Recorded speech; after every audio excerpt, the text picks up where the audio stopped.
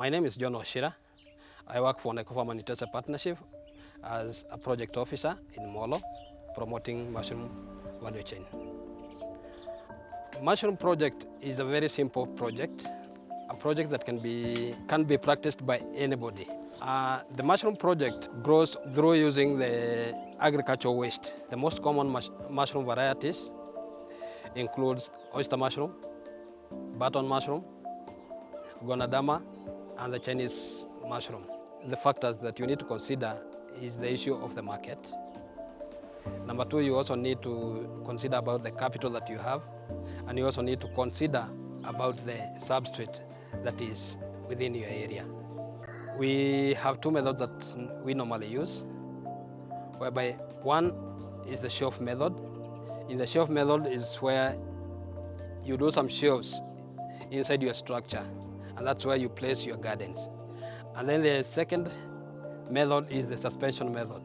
In the suspension method is where you tie several gardens with a string, like the beads, and then you suspend them from the roof to the bottom.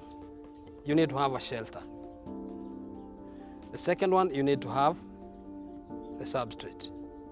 And the third, you need to have the spawn. If you are preparing to grow mushroom, you need to have a drum that is meant for sterilizing. You need to have plastic rings. The plastic rings will be used to tie the gardens, or rather to be used like a breather. And then you will have the polythene.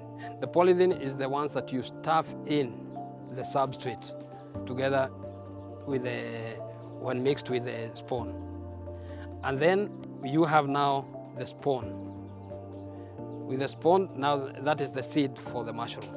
Other requirements includes cotton wool. You need spirit to sterilize. You also need a weighing scale to help you weigh the substrate. And you also need to have a polythene sheet where you will spread your substrate during the mixing of the spawn and the substrate. In the preparation of the substrate, you need to chop your substrate into small pieces of a minimum of an inch or maybe less than an inch. And then after you've chopped your substrate into small pieces, you'll need to stuff them in a gunny bag. The empty gunny bags that I talked about, those are the 50 kgs. And then you need to perforate those bags. And then you'll need to sterilize those substrate. We have two methods of sterilizing the substrate. One, we have the steaming method, and we have immersion method.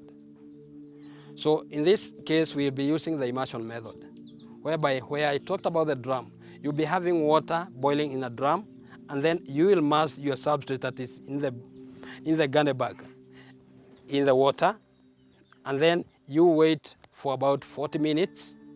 And after 40 minutes, you get it out, put it to the production room to cool overnight. And after cooling overnight, now you'll now be ready to do the spawning. So during the spawning, you'll now pour the substrate, that's the cooled substrate, under clean material. And then after having the substrate on a clean material, you sprinkle the spawn on top. And then ensure that you mix thoroughly such that the seeds mix with the substrate. Once you've done that, then you'll have the substrate stuffed in the polythene. Those are the gardens. That's what we call the gardens.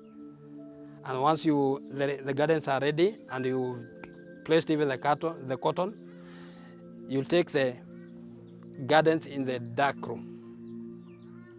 The gardens will stay in the dark room for 14 to 21 days. By the 21 days, all the gardens will have colonized well, and they'll be ready to be taken to the production room. So after the 21 days, you take them to the production room, and while in the production room, 6 days after the 21 days, 6 to 7 days, the pinheads will start appearing.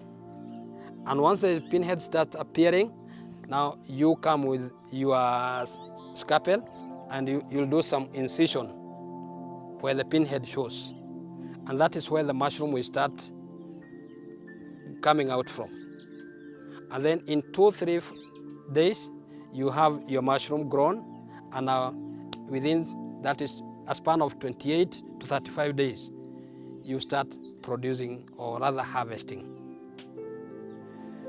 So once you start harvesting, you can harvest about 5 to 7 flushes. That is, you can harvest the first crop, then leave the crop for some time, then the mushroom comes back.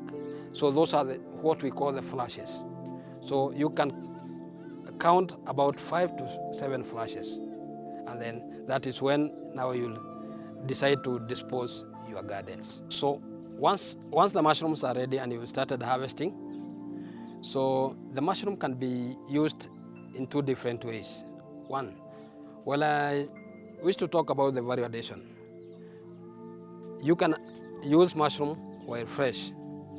That is when it can be cooked fresh, or rather you can also add value through packing in the punnets. And after packing in the punnets, you can market either locally, or you can also market within the supermarkets that are within your locality. If you have more production, you can go beyond selling the mushroom as fresh. You can dry the mushrooms, and after drying the mushroom, you can do the powder and then pack the powder. The powder can be used to add value into either porridge. You can use it in chapati or even soup. And one important thing with the mushroom is that it's very rich in vitamins and also in protein and other minerals. So it is quite a very essential crop that farmers need to engage in, because one, it's a fast earning crop. So I would wish to call all the farmers to adapt in mushroom production, so that we can have or join hands and have more mushroom within our locality. When selecting the variety of mushroom that you wish to grow, there are 3 factors that you need to consider. One is the capital that you have. Second is the substrate, and then the market. Remember I talked about 4 varieties of mushroom. I talked about oyster, button, the Ganoderma, and the Chinese. Oyster is very simple in growing, and it doesn't select the substrate. And that's why I encourage most of the farmers, or all the farmers, to start with oyster mushroom. The button mushroom is a little bit capital intensive, and it has a long process.